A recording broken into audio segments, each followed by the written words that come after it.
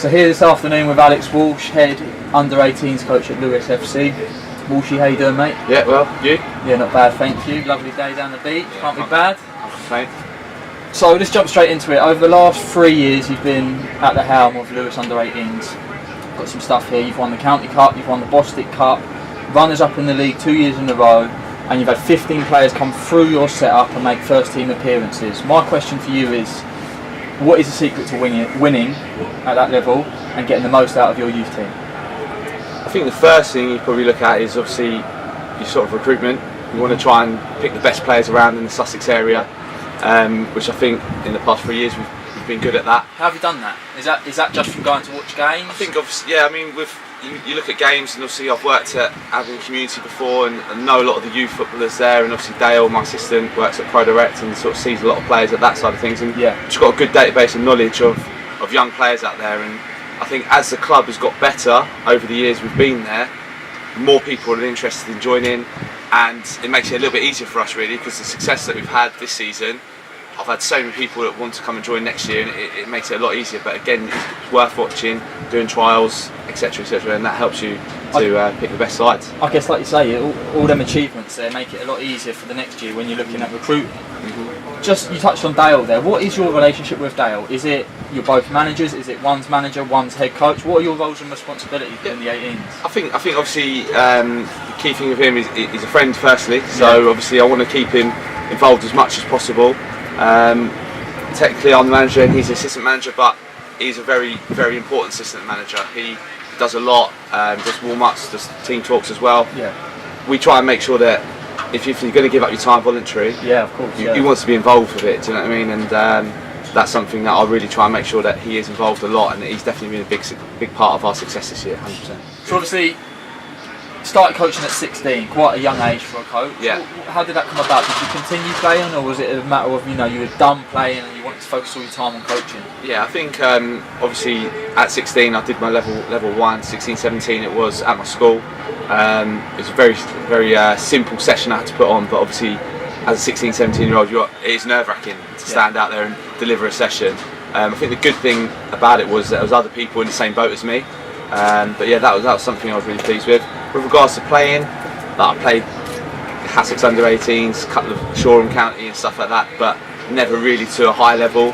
And I think at about after university, 22, 23, I thought actually now it's time to focus on my next avenue, and what I enjoy is football coaching, football management. So that's what I decided to go down. Quite a common conversation that people have is you need to be an ex-player, an ex-pro to be a manager, but over time we've seen that doesn't necessarily play a factor on whether a manager is successful or not. What are your thoughts on that? Do you think it gives you certain tools that you don't get if you didn't play, or is it just you get your experience and your success is determined on going out there and doing it? I think it's a good question. I think obviously with regards to like ex-players or players that have had dads that have been pros and stuff like that, they're under immense pressure because they're coming in with a name, and people expect them to be good straight away. It's not always the case, and it must be hard for them as well. It's really hard for someone like me as also, who hasn't played, who isn't a massive name as well, like other people have said, and you've got to build your own reputation. And the best way I found that is by surrounding yourself with good people, being a good person, and also winning football matches, and people start respecting you. And if you conduct yourself well and get respect of players, it makes it a lot easier to build your own reputation up, really. Well said, mate. So let's get right into the 18 setup and the model that's currently in place. So when you get these boys at 16, you get them for 2 or 3 years. And you know you're going to be coaching them. What is your philosophy and your main objectives? Obviously it's a results business to some extent, but at that age, 16 to 18, 16 to 19, it's surely about developing the boys into men. Is that a priority as well? Yeah, I think the most interesting thing about under-18 football is it's a transition phase. To step out from youth football, where a lot of these boys that when they come to us, they've won everything at under 14, 15, 16. They've won everything they can. And when they're coming to us, it's difficult, and they go, hold on a minute, I'm not used to this. I'm used to beating that right back every single time. And when they come into the 18s industry, especially as this under 16s were taken in, it's a big step up for them. And then what my job is really to try and push them into Darren's side, first team. So when they leave us at second years, have we done enough in those 2-3 years to enable them to be good enough to play Bostik Premier or Bostik South football? And that's the hardest challenge, I'd say, really. That brings me beautifully on to the next question. So, you know, you are obviously coming here at Lewes and they're flying. Congratulations to both the men and women's this year. Are you given instructions by Darren or first team coaching staff to try and get your team, the 18s, playing a similar brand of football as the first team, whether it's whatever style they want to play? So once they're ready for that transition into the first team, it's seamless and they understand the way, you know, the first team play and the club want them to play football. Yeah, definitely. I think as a coach, you have to have your own identity and own philosophy of how you want to play. But obviously, you know, we've watched a lot of the Lewes first team games, and I don't know if you've seen any games, but they like to play and keep the ball really, really well. And I think that's been a factor why they've got promoted this year, because they've been one of the best footballing teams in the league. So what we try and do is try and replicate that as well, and put on sessions that will enable them to be good technically and also good physically as well. And if we can do that, we've got a good player on our hands. So for anyone watching this right now, maybe it's a parent whose child is going into the youth setup, or it's some of the boys that play for you, what is that pathway like from 18s to senior football? Do we give these youngsters enough guidance and support when it comes to going out and finding the club, whether it's with Lewes or if they move on to other clubs? If they even want to continue playing, are they ready physically, mentally? Are they prepared to make that step? And can we do more to prepare them for men's football? I think what I've found since I've been doing football coaching and football management is that if players are enjoying themselves and enjoying the environment they're in, it's only going to help them to become a better player. You know, for me, sometimes as a young player, you've got to make brave decisions. Right. Whether that's going to another club, going abroad. And you might not get it right all the time, but fundamentally you've got to try and do different avenues to make yourself a better player. Makes complete sense. You just touched on it briefly about players going abroad. I look at the current setup, not just in Sussex but all over the UK, and we're losing. I wouldn't say we're losing, but a lot of guys are opting to go for scholarships in the States, and this is sometimes the top talent within a team, your better players. I fully believe in the scholarship system in the US. I think it's a great idea. It gives the opportunity for boys to go and get their education paid for. But if we're losing this top 5-10% of players to the States every single year, for 4 years, sometimes longer if they decide to stay there, how are we going to improve the level of football here in the UK? Surely there's going to be a knock-on effect in years to come. Can we do more for them here? Should there be better pathways, more options for them once they're done with the 18s? Because I see a lot of guys going to the States and the numbers are increasing every single year. What can we do to keep them in the UK playing? I think the hardest thing, I think you're spot on with what you say. I mean, we're having a few boys that are thinking about it, and some are definitely going there as well. Look, I went to America as a coach. I loved it. I thought it was absolutely fantastic. But fundamentally, I did come back. And look, if they're going to go away and then come back, then it's great for us. But like I said, there is options there to play. We want to try and make sure we're keeping the best players here. It's very hard for them to get into first team football, especially with the wages now that some of the clubs are paying. You know, it is competitive. The key thing, and I know we do this at Lewes, is Darren's very good at keeping them involved in first team training, keep them in a WhatsApp group, make them feel part of something. Yeah, that's true. And then that is something where it will enable the player to say, actually, I feel part of Lewes Football Club. Why do I want to go to America? Why do I want to take that on? Because I can still do it here. The manager believes in me, and that's something that we've done, and I think that works really well. You've got to have a good rapport with the first team manager, 23s manager Stevie, and obviously under 18 fans myself. I mean, there's nothing stopping these guys from coming back once they've finished their studies in the States, but from that period, 18 to 22, it's when you can get a lot out of a player, I think. So losing them to the States, obviously it's their decision, but I think as a footballing community, they need to have a look at the setup and think, how can we keep a lot of our best talent in the UK playing and keeping them motivated? I think it's something that definitely needs to be looked at. Looking at, you know, you've been involved for a number of years now. Is there anything that you think needs to be ironed out in terms of, you know, the way we're doing stuff, the setup, the scheduling? I said it with John the other day. Teams playing 4 games in 10 days and stuff. What are your thoughts on this? How can we improve it? I think the boys I work with, obviously they're younger, so their recovery time is quicker. The games are intense and they're physically demanding, but because they're younger, they can replenish their muscle quicker and they can deal with 2 games in a week. I think when you obviously get to senior football, it's really difficult, and obviously players are getting injured more, I find, and that recovery, strength and conditioning coach is really important. Now at the moment we do have a strength and conditioning coach at Lewes, but at the 18s we don't, so it's difficult because there's a lot of voluntary roles. Of course. So every club's working within a budget. Yeah, massively. And I understand that. I'm sure you understand that as well. But I think for me, the FA have to get involved, or a higher up has to get involved. And I know we always say it. Just put more money into youth football, grassroots football, and then I think people like yourselves will be able to thrive and get more out of these players. Just talking briefly about strength and conditioning and stuff like that. You were at the Albion. Yeah.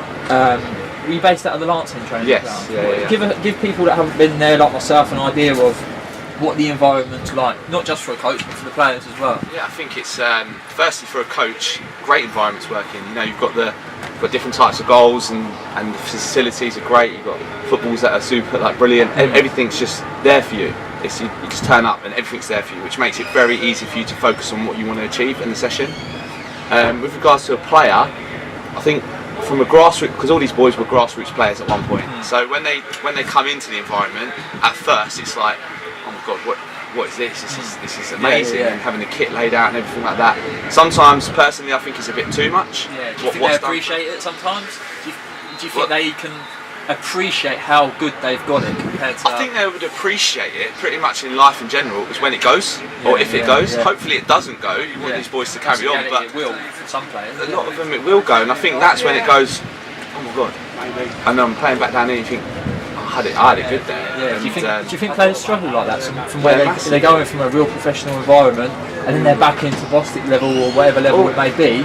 Yeah. What advice have you got for a player like that? We take a lot of boys on that have left, obviously Crystal Palace, Brighton, teams like that, and we find that if we can bring, as soon as we get them in, we feel that we're confident enough to take them on, and they'll want to be a part of the Lewes thing. But a lot of them will be, oh, do I want to go to a Lewes? No disrespect, but Lewes is a lower club than obviously a Brighton. Yeah, so, sure. If they come down and think, what if I'm not the best player there? Is that embarrassing for me as an individual? So, the key thing is if we make them feel part of something, that's true. Then they can thrive and get better. And we've had a lot of players come from Brighton and loved it. So that's where, as a coach, you've got to really assess the individual, and your player management's very important. How would you go about that? If a player would come from a pro club, would you put your arm around him, or would you let him get on with his own thing? Yeah, I think each individual's different. I mean, some definitely need to put their arm around and say, look, I know it's disappointing not getting the deal, but look, it's not all over yet. You can still definitely go through the non-league, and there's loads of examples of that. Of course. And there's others that you can be different with and say, actually, just carry on and don't have to be too much involved, because they've had that all their life. Treat each case player by player. Certainly. A lot of young coaches will hopefully be watching this, or players that are thinking about getting into the coaching managerial side of the game. What advice would you have for a young coach watching this today? I think the first thing would be go and get experience, whether that's watching people that or going to get a job. Go and do something voluntary, because there's boys in our team that are helping out with under 14s, under 13s clubs, and it gives you a real good experience of what it's like. Obviously it's not the same level as when you go into 18s and senior football, but it does make you think, okay, how do I deal with players' expectations? How do I deal with parents' expectations? How do I deal with my own philosophy? Is this the right way? Is this the wrong way? Yeah. We're losing 2-0, we've got 5 minutes to go, what am I going to do? And it just puts you in so many different scenarios, and it's definitely helped me over the course, doing what I did before to what we've done now. So a lot of coaches, they might take a voluntary role, and it might not work out, maybe a bit of rejection, they get knocked back from the club. Have you ever been put in a situation like that where it hasn't worked out and you've had to leave the club, or you faced adversity, rejection, and how did you get through them periods if you have been through them? Yeah, I think every coach has. Every coach is ambitious, but every coach has definitely dealt with a knock and a bit of rejection. I mean, for me, I went to 2-3 academy interviews before I got the job.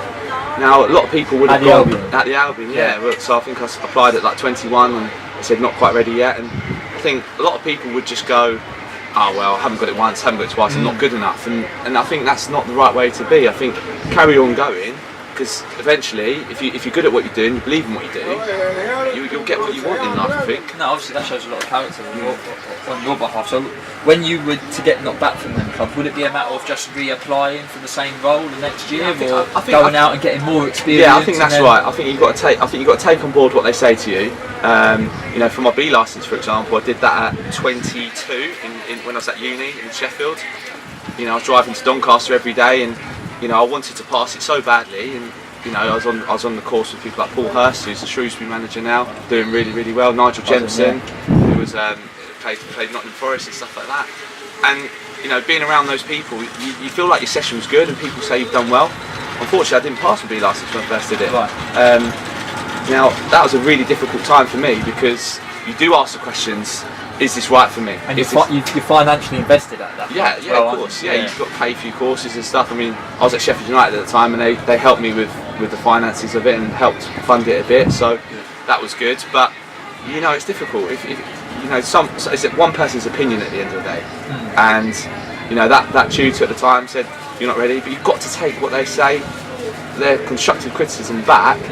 And then you've got to go and apply it, and then come back again. It's there to help. Yeah, definitely. So don't think, for any young coaches, if they are watching this, don't think if it's a no, that means no, because it's just one person's opinion, and the same for football as well. Yeah, it's exactly the same for a player. A question that I have asked other coaches is, how much value do you get out of these courses? Yes, they're hurdles that you have to jump in to then get an interview for a job, but is it, you know, you can learn everything from going to these courses? I asked it the other day to John, and or would your advice be go and get a job, go and get a volunteer's role, and you'll learn as much there alongside doing your courses? Where do you see the value in them? I think it'd be a bit disrespectful to say, the courses aren't good, because they've spent a lot of time in designing those courses and making them, you know, trying to make them as user-friendly for coaches coming into the game. So I think definitely got to go on these courses, because at the end of the day, if you're applying for jobs and they say you're an A licensed coach, B licensed coach, a lot of people go, well, he's an A licensed coach, I'll look at him first. Sure. So I think it's really important getting on the coaching ladder and doing your badges. But alongside that, I'd say experience is massive as well, because there's nothing that can prepare you for, you know, game type scenarios, match days, because you've got 11 people plus your subs and parents and stuff like that saying, right, what are you going to do next? And you can't learn that on a coaching course, I don't think. You have to learn that on the job. I've noticed. Just touching on parents there, what are your thoughts on parents giving input during the game? Obviously not maybe so much at under 18, but obviously I know for a fact that you've done work with a lot younger kids. When you're doing a session and you've got parents, you have rules and regulations where, you know, you've got to be quiet on the sidelines, or you can give input of some sort. What are your rules? I mean, I can think of, you know, when I was at the Albion, I was working with under 9s and under 10s, and I can think of a lad, one of the best players I've coached at that age group, and his dad was brilliant, but if he made a mistake on the pitch, he'd look over his dad, or if he did something well, he'd look over his dad. And we did speak to parents and say, look, I know you want the best for your son and you want to help him to progress, and we still get it at 18s. Do you know what I mean? Dad's going, look, can he do this, can he do that? Come on, you've got to do better. And that's always going to happen. It will. I don't think that's ever going to change. Like, you can't stop them from going. No, I mean, my dad still comes to the games, watches the games anyway. He says, you could have done that better. No, and I'm a 28-year-old man, do you know what I mean? So I don't think that's ever going to change. Alright, Al, so we opened it up on the Twitter for a couple of questions, and we had a few come in. George McCarthy, very good player by the way, under 18's captain. Under 18's captain this year. I've watched him a few times. I like the way he plays. He wanted to ask, who's the best captain that's played under him in your career? Wow. I mean, he's gonna. No pressure. Yeah, no pressure. No. To be fair, look, we've had good captains since I've been doing the under 18s. Reece Smith was excellent, but I think that I'll give it to George, because at the end of the day, he's a good leader on the pitch, and he's won 2 trophies this year. Yeah. And if you ask a lot of the boys, he won Players' Player of the Season, so there's so much respect for him. I know I was joking there, but he has got a lot of respect off the players, and you know, whatever he decides to do next in football, whatever club, if he's at Lewes, hopefully, whatever club he's at, they're going to be very lucky to have, because they've got a good player there. Yeah. Well said. Barry Hafferden, one of the Lewes faithful, very involved with the club. Yeah, great singer on the karaoke. Oh yeah? I heard him sing. He asked you what your targets are for the 18s next season, and how do you look so young for a 47-year-old? Well, that's his dodgy editing on the game, I think. He's put me down as 47, which I wasn't too happy about, but it is what it is. Plans for next season, 18s. I think we've got very young squads. You've got a lot of second years going out this year. So a lot of them first years going second years. I think we only lose a couple due to being second years and going into another year. Look, I was speaking to Jude yesterday at a tournament, and he's won the league 2 years in a row. And I said to him, look, we really want to win that, and there's no hiding that. That's what we wanted to do. He has a great 18s. Yeah, they've got a good 18s. And Jude, if you're watching, we want to get you over it as well on there. Yeah. So yeah, look, we want to win the league. We want to do as well as we possibly can. Look, we've won 2 trophies and had an excellent FA Youth Cup run. It'd be brilliant if we can achieve that again. It's going to be difficult, but there's no reason why we can't do it. We've got a good enough side there. We've created a winning mentality. The boys are confident. We've definitely got a good chance next year. So that's the plans next year, right? Win more trophies. Yeah. There you go. Mr. Chairman from Lewes FC, Stuart Fuller. Are socks or no socks when the chairman takes you to the races for the afternoon? What's this, bit of rascal clobber? Well, listen, I don't know. Sometimes I have a bit of rascal clobber. Yeah. Look, obviously took us all to Plumpton Racing. Nice. And I think had some loafers on. Got your ankles out. Yeah, had the ankles out, mate. So look, I've seen Stuart's attire. It's rascal too. So nah. Steve Brinkhurst. Been at Lewes for a number of years, was at the Albion before, good player, very good player. Obviously congrats Steve, promotion this year. He asked you if you'll be staying at Cray next season, hashtag Michael Power. I don't get that one. Listen, I don't even know who Michael Power is, so look, if he thinks I look like Michael Power, then so be it, whatever. Look him up when we finish with it. Yeah. Elliot Bennett asked how excited you for the return of the Bennett. And then the little emoji eyes. So, was he? Yeah, I think with Elliot, look, he's a great player, Elliot. He's got released from Brighton, came to us as an under-16, superb. And he had a really, really nasty injury where he's been out all season. And, we've tried to be as supportive as we can, helping him with his rehab and inviting him to games, inviting him to the finals and stuff, keeping him involved. But, yeah, really excited to get him back because he's a player that we definitely need next year, 100%. And, I'm glad he's on the mend, and yeah, we look forward to having him back. Superb. So we're almost wrapped up for the sit down. Yeah. Just to finish off, could you summarise and give a bit of advice for a young Alex Walsh at 16 years old? What would your tips be for someone in your shoes that wants to get into the coaching game at 16? Yeah, like I said, if you're young, look, carry on playing if you enjoy that. I don't think I decided not to stop playing, but for me, I'd say get out there. Go and do extra bits. Do bits where you're outside your comfort zone. Don't just go and play or work with people that you know. Go and try something a little bit different. And like I said, enjoy it, but learn as well. Put yourself around good people. Watch things on YouTube, etc. And read articles and buy a few books and stuff like that. And if you can do that and build your database, fundamentally you will improve as a coach as well. Brilliant. Thanks for your time and good luck next season with your 18s. Cheers, Lou. Thanks, mate. Nice one.